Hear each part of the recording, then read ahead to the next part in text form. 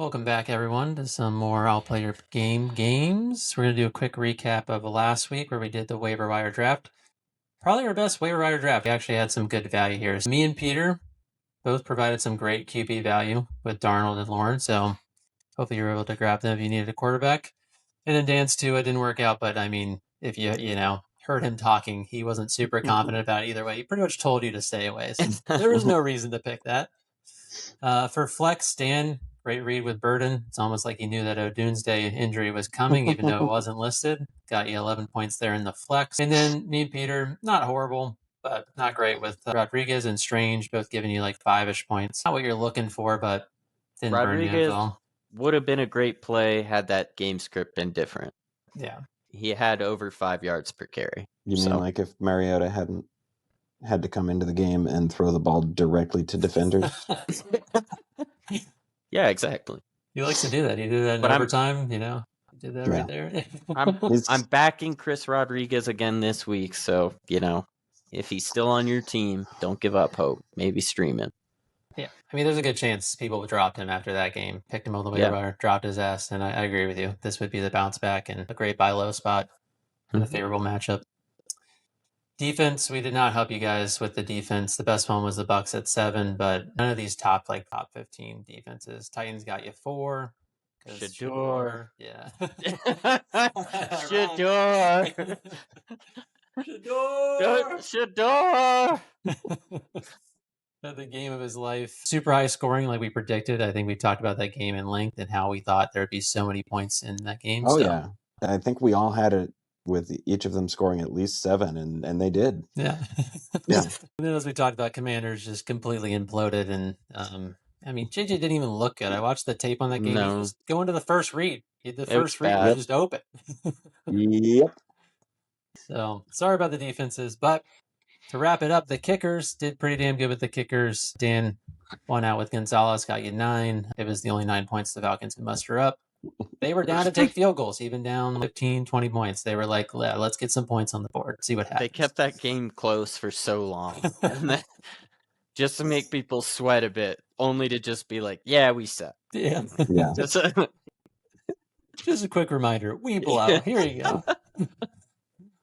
Fairbanner did good as well. Got you 8 points and a very funny game. Andy Reid going for it on their 30. Tied 10-10 when you have the Houston Texans offense reeling. I've never seen Andy make a bigger mistake. Yeah, it was wild.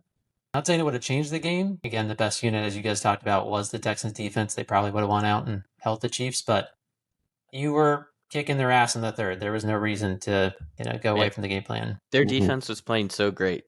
What's awesome is we were watching that game and Madison said literally almost what Chris Collinsworth said about 2 minutes later about, I don't know, like with your defense playing the way that it is, this is just incredibly foolish. And then, wrap it up. Lutz was a good pick by Peter. I actually streamed it as well. But that game was so funny because the Broncos just wanted to get in and out of that stadium that they had multiple chances on fourth in the field goal range to kick it, but they just wanted to go for it on fourth to keep the clock running to get out of that fucking game. So I don't think it was a bad read. But yeah, let's play wire draft. I came first with about 43 points. Peter in second with about 35, and then Dan in 32. So pretty tight. And I think we covered all the areas, which is good. Nice. Yeah. So we're back to touchdowns. We gave the boys a rest for the week, and they were fiending for some touchdowns. So I'm going to give it to them. Let's do it. I'm excited to not pick first. Yeah. I honestly prefer that too. But I would like to be picking second. Narrow I don't love my down. third choices. So if y'all could leave me one of my top 2, that'd be great. I will try my best for you. Automatic TDs. I'm going to go Javonte Williams, -145. Peter hinted to this with his George Pickens pick, but this is where you attack the Vikings is on the ground. And feels like a pretty low number for him, who's quietly had 11 touchdowns this season. I like that pick. Peter, what do you got for us? All right. I think I'm going to just go with who I fucked at wide receiver in Dan's game, Jackson Smith and Jigba. I'm thinking he has a monster game in a high-scoring affair. Yeah. -130. I feel very good about that. Yeah. The other one I feel very good about, honestly, is Puka at also -130. So it could be either. Take both. I see why Dan wants to go second. Uh-huh. He can't go before Peter gives 2 picks. I think those guys will both have great games and are excellent touchdown picks, of course. That's why they have the odds they do. Do we get... I should know how the scoring works for this. If I felt similarly good about a minus 115 and a minus 170, does it benefit me to take the minus 115? Yes, because of the parlay boost. That's what I thought. Because they'll all get lumped together. Then I will go with Charbonnet. Minus 115. Rainy day in Seattle.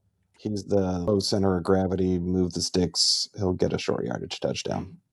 Is this certain rain? It's pretty certain. Yeah. Rainy in Seattle. It's Seattle. Switch me to Puka. All right. I think that's why I mentioned both. Going back to the Puka well. I felt like he was going to have a big week this week too. So I'm not going to put all my eggs in one basket. We'll spread it a little bit. Yeah, that's a good call. I think Jamar Chase is an excellent choice as well. I think he's got a good shot to get something against that Ravens defense. Yep, especially not getting in last time. Yeah. I feel like Charbonnet's been very good to you, Dan. I feel like you picked him multiple times in this game, and he's come through. So I'm picking him the right times, it seems. Charbonnet whisperer. Mm-hmm. All right. For my medium plus money touchdowns, mainly because I think the 49ers are going to put up probably 40 points on the Titans. I'm going to take Kittle at plus 120. Another team that struggles with tight ends, and Kittle's just such a go-to red zone target. Cool. All right. For my pick, I think I'm going to take Nico Collins at plus 115. I just love streaming Nico, Puka, JSN. I love these guys. They're so consistent, so good, so talented. I don't think the Cardinals' pass defense can really handle him. I feel like it's a near lock. He gets in the end zone. Can handle Puka. There's no reason they can handle Collins. Mm-hmm. Also crazy that you keep getting Collins at plus money. Like, what are we doing? What are we doing? I know. And his line keeps hovering in the 60s, and he's like blowing it out of the water consistently. Right. Then I want Jackson Dart, plus 150. He's right on the border of the next category. You are eyeing living on the edge, juicy baby. Parlay in this one. Yeah. Is this going to be your wild card bet in my game? I think he's got a pretty good shot at scrambling one in, whether it's the old pass interference in the end zone, quarterback sneak, or just a rollout and finding space because our defense is old and slow. Totally. Love that pick. Yeah. Yeah, hopefully pass interference on Wandale Robinson. Don't let him get it. Another guy that shouldn't be that low. He's essentially the new Jalen Hurts. He just runs the ball in all the time.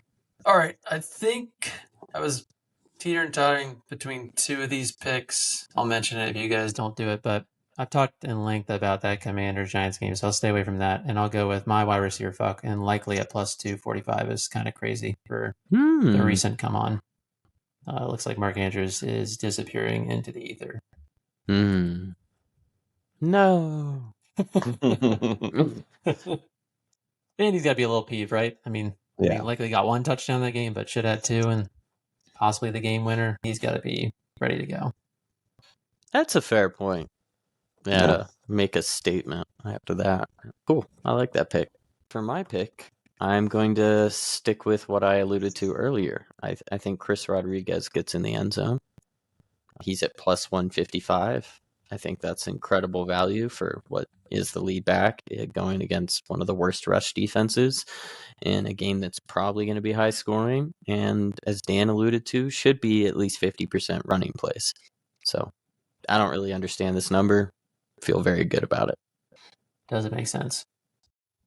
This is not my pick, but in response to Peter's pick, I think both could happen. I think Bill Krosky-Merritt's going to bust one. He was interesting. He looks hungry when he gets his touches at this point. For sure. And he is. I think he could run a 20-plus yard. It might be one of his only touches, but I think that's pretty interesting value at plus 340. I could see us getting 3 rushing touchdowns this game, so that's not actually contradictory. Yeah. Mm-hmm. My pick will be the other guy I was considering for waiver wire pickup that I should have said, which is Harold Fannin. Plus I like 295. Shitter's chemistry with him seems awesome. Same rookie class, so they've been working together since they were drafted. And I can't believe 295 is a really good number for him right now with what he's been doing lately. I like that a lot. I like that a lot too. Yeah, he's been playing incredible and been such a red zone target that doesn't make any sense. Yeah. There's a good chance I take our long shots and parlay those. I like all those. Yeah. I'm fine at tight end, but I still stashed him as keeper trade bait in our league just because I believe this is the best tight end rookie class I have ever seen.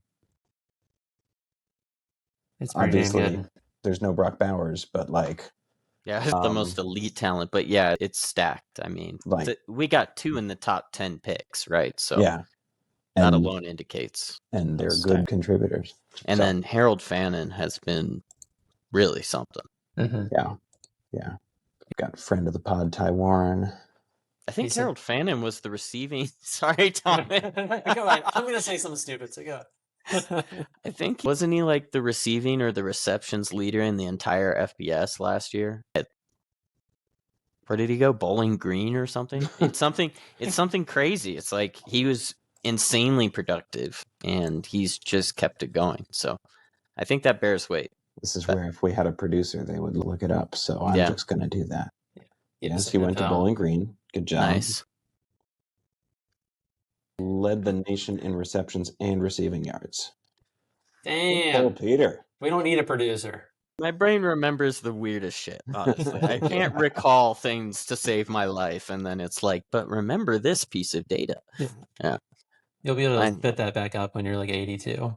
Yeah. You're going crazy. Madison's trying to get dressed, and you're just, Harold Fannin was the leader of receptions. Bowling Green. All right, this is already getting out of hand. There you have it, folks. We're back at TDs for week 15. Hope you like the picks and parlays together. I got a good feeling. 9 for 9. Yeah, this feels like a week that we can promise some actual positivity, unlike the last time we promised 9 for 9 and went 3 for 9. So we're back, baby. We'll do better than that. It's happening. I guarantee you that's happening. That's what we can promise. We'll do better than 3 for 9. Hey, touchdowns are hard. 30%. We'll get above that watermark, though. Have a great week, y'all.